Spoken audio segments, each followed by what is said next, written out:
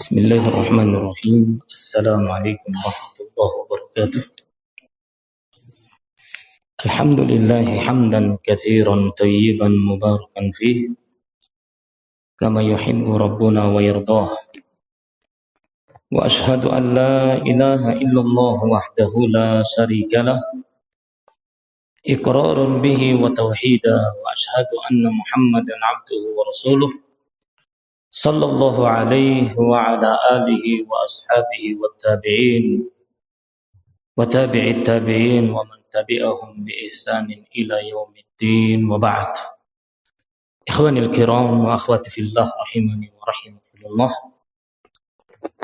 Tema materi yang akan kita sampaikan pada kesempatan sesi yang kedua ini dari rangkaian daurah ilmiah Salafi Makassar, yaitu haruskah mengqadha atau membayar fidyah bagi orang yang tidak mampu berpuasa.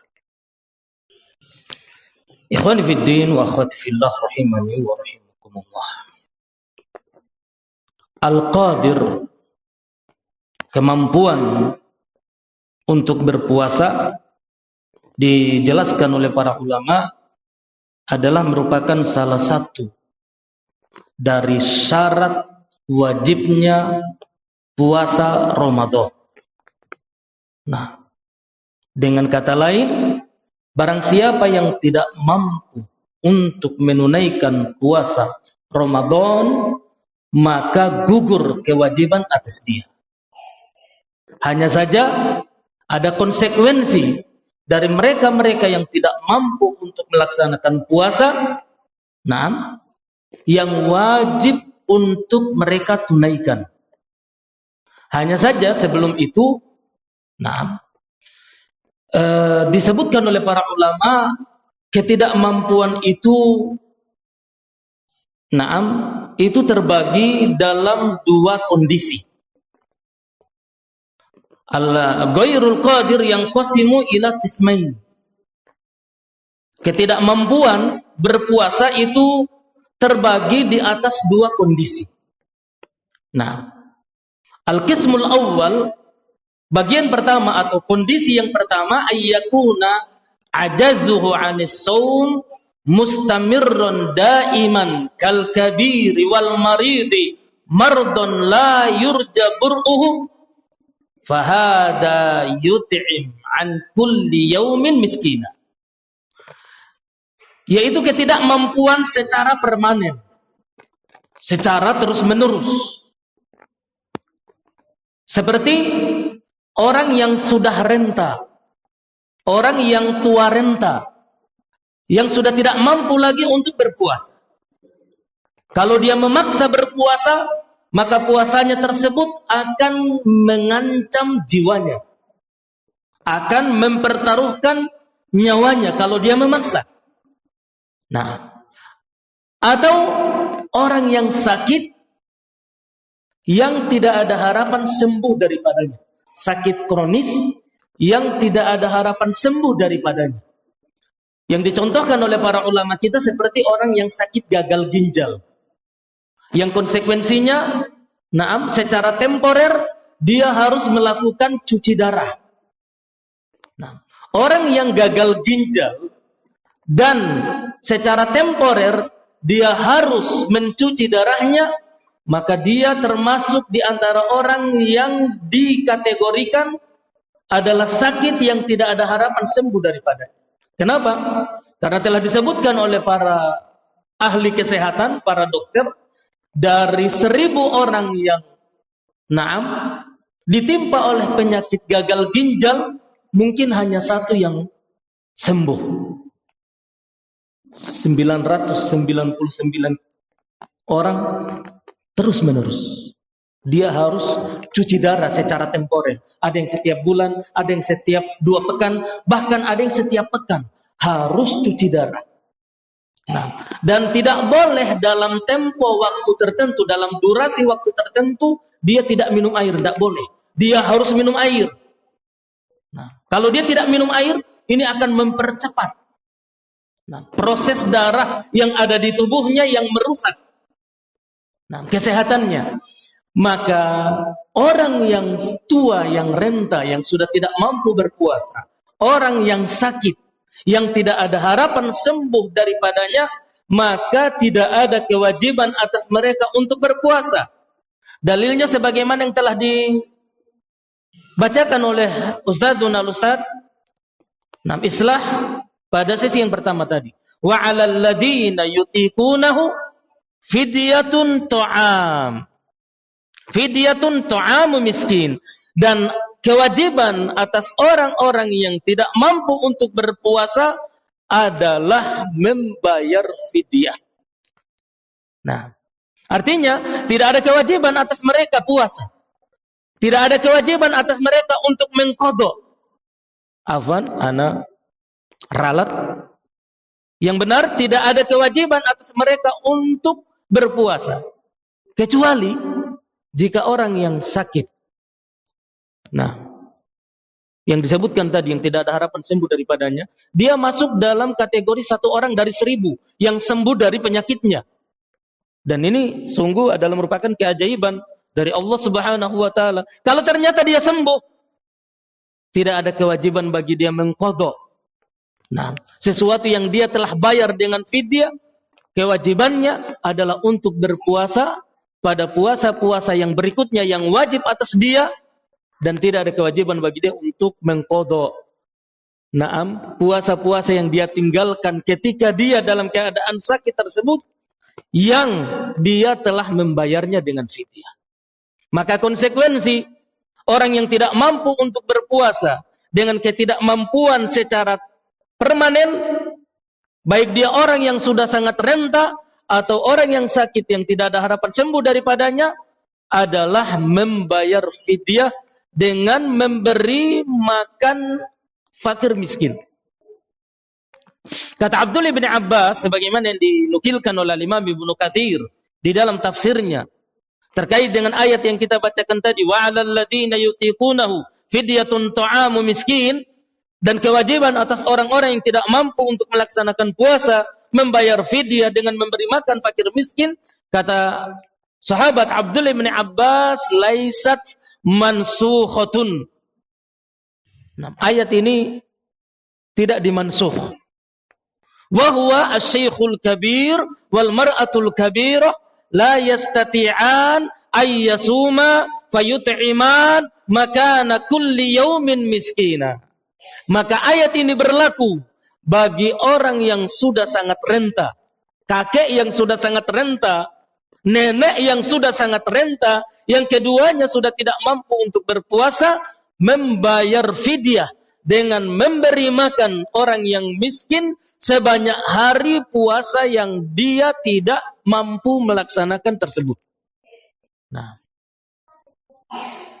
kalau misalnya di tahun tertentu puasanya 30 hari, maka kewajiban bagi dia untuk membayar fidyah sebanyak 30 fakir miskin. Jika di tahun tertentu puasanya selama 29 hari, maka fidyah yang wajib untuk dia bayarkan adalah sebanyak 29 orang fakir miskin. Nah, wala yajuzu ayyut'ima syakhsan wahidan miqdar ma yakfi ats-tsalatsin aw at-tis'ah wal 'ishrin. Dan tidak boleh bagi orang yang terkena kewajiban membayar fidyah hanya menyerahkannya kepada beberapa orang untuk 30 hari atau 29 hari. Misalnya, di tahun tertentu puasanya 30 hari. Tidak boleh 30 makanan dia kasih sama 5 orang saja. Misalnya ini 5 orang. Pagi dia beri makan 6. Kemudian besoknya hari ini dia beri makan, besoknya dia beri makan 6. Sampai 6 kali dia beri makan. Setiap hari 5 orang. 6. Sehingga menjadi 30 hari. Menjadi 30 kali, ini tidak boleh. 1 hari 1 orang miskin. Nah, 1 hari dengan memberi makan 1 orang miskin. Nah, jika puasanya di tahun tertentu 30 hari, maka fakir miskin yang dia beri makan itu sebanyak 30 orang. Tidak boleh kurang dari itu. Nah, kalau di tahun tertentu puasanya 29 hari, maka fakir miskin yang dia beri makan sebagai bentuk pembayaran fidyah harus 29 orang. Nah, dan tata cara membayar fidyah dijelaskan oleh Syekh Muhammad Ibn Shalih Al-Utsaimin, itu bisa dengan dua cara. Nah, bisa dengan salah satu dari dua cara. Nah, cara yang pertama, ayasna' ta'aman yakfi at-thalathin faqiran aw tis'atan wa 'ishrina faqiran hasba syahri wa yad'uuhum ilaih. Yakni dengan mengajak, misalnya di tahun tertentu 30 hari puasanya dia mengajak 30 orang fakir miskin yang kemudian dia beri makan secara langsung 30 orang. Nah, langsung dia beri makan. Naam, 30 orang tersebut yang dia undang ke rumahnya, dia beri makan dengan makanan yang mengenyangkan, makanan yang biasa dia makan. Dengan makanan yang mengenyangkan. Hal ini berdasarkan hadis yang diriwayatkan oleh Imam Al-Bukhari dari seorang tabi'in yang bernama Atha ibnu Abi Rabah, salah satu murid dari Abdullah bin Abbas. Berkata Atha, faqad at'ama Anas bin Malik. Atha ibnu Abi Rabah, salah satu murid dari Anas bin Malik, juga pernah belajar kepada Abdullah bin Abbas. Namun kali ini Atha mengisahkan dari Anas bin Malik. Kata Atha, faqad at'ama Anas bin Malik ba'dama kabira 'aman aw 'amain kulla yawmin miskinan khubuzan wa lahman wa aftara. Adalah Anas bin Malik, beliau membayar fidyah pada setahun atau 2 tahun terakhir. Nah, setelah rentanya beliau radhiyallahu anhu. Beliau sudah sangat renta tuanya, sehingga beliau setahun atau 2 tahun sebelum wafatnya sudah tidak mampu untuk berpuasa. Maka beliau, kata Atha bin Abi Rabah, naam, beliau memberi makan fakir miskin dengan roti dan daging. Kemudian beliau wa aftara, beliau tidak berpuasa. Nah, ini dalil yang menunjukkan bahwa kaifiat pertama, tata cara pertama memberi makan fakir miskin adalah dengan mengundang. Nah, 39 fakir miskin sesuai dengan banyaknya hari di tahun tersebut dia tidak berpuasa karena ketidakmampuan yang secara permanen. Nah, atau cara yang kedua disebutkan oleh Syekh Al-Utsaimin, nah, ayyut'ima ta'aman ghairu matbuh fayufarrikuhu hubban 'alal masakin likulli wahidin muddun minal burri rubu' sa'an nabawi. Atau dengan cara yang kedua, dia memberi makan dengan makanan yang mentah. Nah, makanan yang belum siap saji. Seperti beras misalnya. Di sini dicontohkan seperti gandum. Karena ini bahan makanan pokok orang Arab. Nah, adapun di negeri kita ini dengan beras. Dia memberikan dengan beras dengan takaran 1 mud. 1 mud itu sama dengan 1/4 sok. 1 sok 2 cakupan tangan nabawi. Nabi sallallahu alaihi wasallam. 1 sok itu 2 cakupan tangan. 4 kali 2 cakupan tangan. Sehingga 1 cakupan tangan itu sama takarannya dengan 1 mud. Nah, dan Syekh Al-Utsaimin, beliau menyebutkan mendapatkan salah satu takaran 1 sok, nah, bersanad yang terbuat dari tembaga, beliau dapatkan secara bersanad sampai kepada Nabi sallallahu alaihi wasallam. Kemudian beliau menimbangnya, ternyata 1 sok itu takarannya 2,4 kilogram. 2,4 kilogram. Sehingga 1/4-nya berarti sama dengan 510 gram. Maka orang membayar fidyah dengan beras misalnya, tidak langsung dengan makanan pokok, maka dia menyerahkan Untuk satu orang 510 gram. Sama dengan setengah kilo tambah 10 gram. Nah, beras. Dan dianjurkan bagi dia kalau memang ternyata dia menyerahkannya dalam bentuk beras ataupun dalam bentuk gandum untuk menambahkannya dengan sayur dan lauknya. Nah, untuk menambahkan sayur dan lauknya kalau dia serahkan dalam bentuk makanan mentah. Namun yang paling afdol dari kedua kaifiat ini, kata Syekh Al-Utsaimin, adalah ketika dia memberi makan langsung dengan makanan yang sudah siap saji, yang sudah siap makan. Imma dia undang sekaligus atau dia cicil. Mungkin tidak mampu kalau secara sekaligus. Dia cicil. Hari ini 5 orang dulu. Besok nanti 5 orang lagi. Tapi 5 orang yang lain. Bukan 5 orang yang sebelumnya. Harus 30 orang. Atau dia, sudah membuatnya dalam bentuk bungkusan. Dia mampu sekaligus tapi tidak. Dia repot, belum ada waktu untuk mengundang langsung ke rumahnya. Langsung dia buat dalam bentuk nasi kotak atau nasi bungkus sebanyak 30 bungkus atau 30 kotak. Kemudian dia bagi-bagikan kepada fakir miskin. Dan untuk pembagian makanan fidyah, pembayaran fidyah dalam bentuk makanan, di zaman kita sekarang ini tidak sulit. Ada sebagian ikhwah yang mengatakan, aduh sulit Ustaz, kalau tidak ada yang sulit. Antum pergi ke pangkalan-pangkalan, ojek, pangkalan, bentor. Mereka termasuk kategori orang yang miskin, yang berhak atau yang bisa mendapatkan makanan dalam pembayaran fidyah tersebut. Nah, ini kondisi ketidakmampuan yang pertama. Kondisi ketidakmampuan yang kedua itu disebutkan oleh Syekh Al-Utsaimin, fahuwal ajazul ladzi yurja zawaluhu. Yaitu ketidakmampuan yang sifatnya temporer, bukan permanen. Yang sifatnya temporer, apalagi insidentil. Tadinya sehat, tiba-tiba sakit, tapi sakitnya bukan sakit yang tidak, sakitnya adalah termasuk sakit yang mudah untuk dia sembuh daripadanya.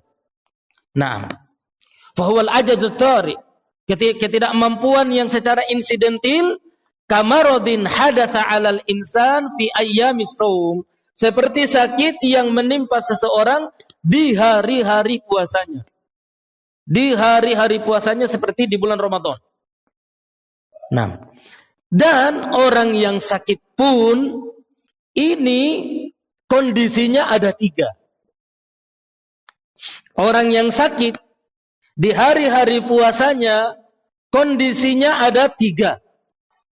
Allah yashuqqa alaihi shaum wa la yadurruhu mithla az-zukam al-yasir aw as-sada' al-yasir aw waja' ad-daras wa ma asbaha dhalik fahada la yahillu lahu ay yuftir wa fayajibu alaihi as-shaum li'annahu laysa lahu udrun yubihul fitr.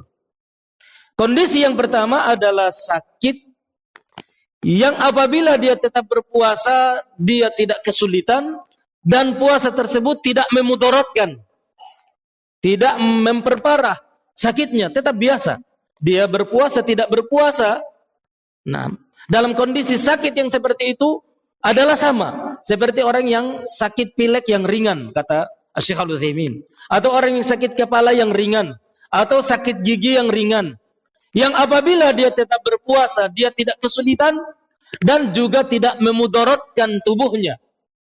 Nah, tidak memperparah penyakitnya, maka kondisi sakit yang pertama ini tidak boleh dia berbuka.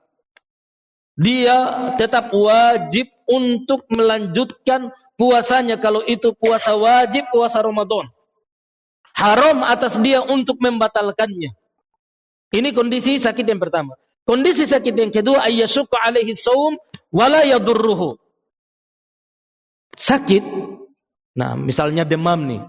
Demam yang istilahnya pertengahan. Dia kalau berpuasa kesulitan, kepayahan. Tapi pun kalau misalnya dia memaksa berpuasa, tidak memudaratkan tubuhnya. Berdasarkan pengalaman, tidak memudaratkan tubuhnya. Dia demam, dia tetap berpuasa. Nah, kalau dia tetap berpuasa, puasanya tetap sah. Hanya saja kata para ulama, puasanya orang yang seperti ini pada kondisi yang kedua adalah makruh. Mustahab, justru dianjurkan bagi dia untuk berbuka, untuk tidak berpuasa. Kata Allah Subhanahu wa taala, "Wa man kana maridun aw 'ala safarin fa iddatum min ayyamin ukhra." Barang siapa yang sakit atau dalam perjalanan safar, maka dia wajib mengganti pada hari-hari yang lainnya. Yakni silahkan dia berbuka, silahkan dia membatalkan puasanya, namun konsekuensinya dia harus membayar, mengqadha puasanya di hari-hari yang lain. Dan dalam kondisi yang kedua ini makruh atas dia puasa. Namun kalau dia tetap berpuasa, puasanya sah. Kondisi yang ketiga, sakit.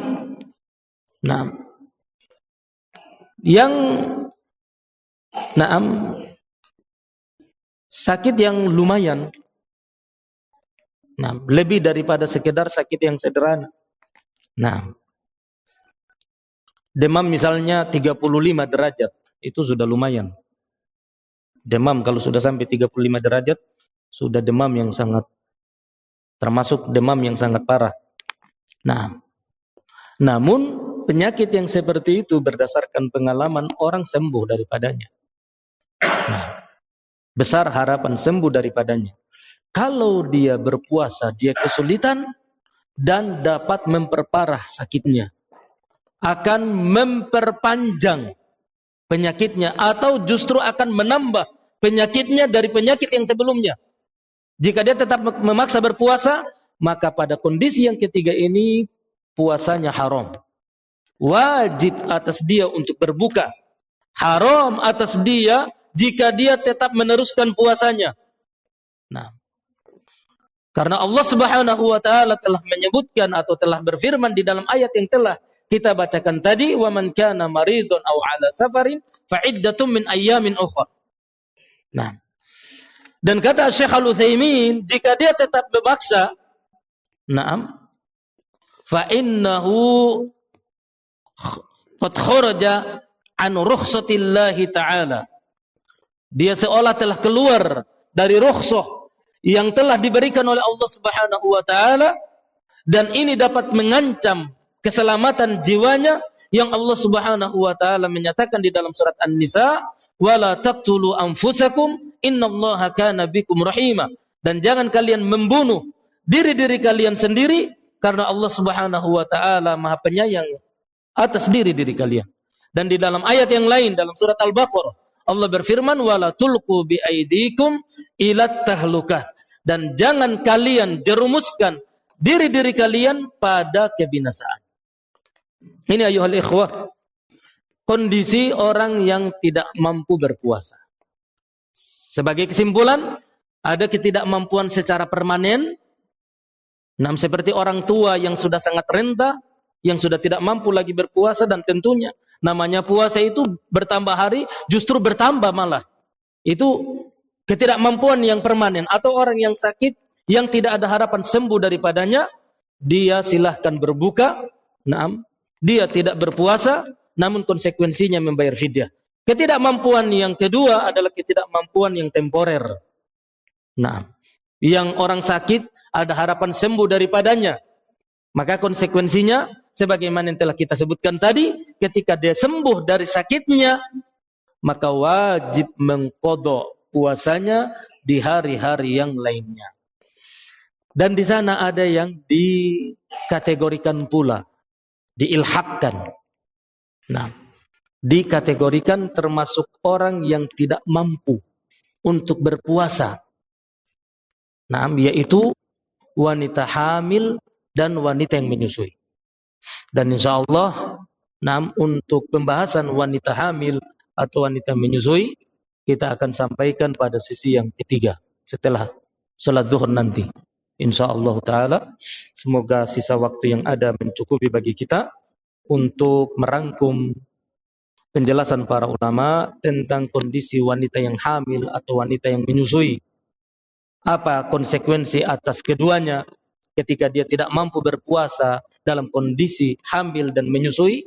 insyaallah akan kita sampaikan pada sesi yang ketiga setelah sholat zuhur nanti. Wassallallahu wasallam ala nabiyina Muhammad walhamdulillahi rabbil alamin. Wassalamualaikum warahmatullahi wabarakatuh. Bismillahirrahmanirrahim. Assalamualaikum warahmatullahi wabarakatuh.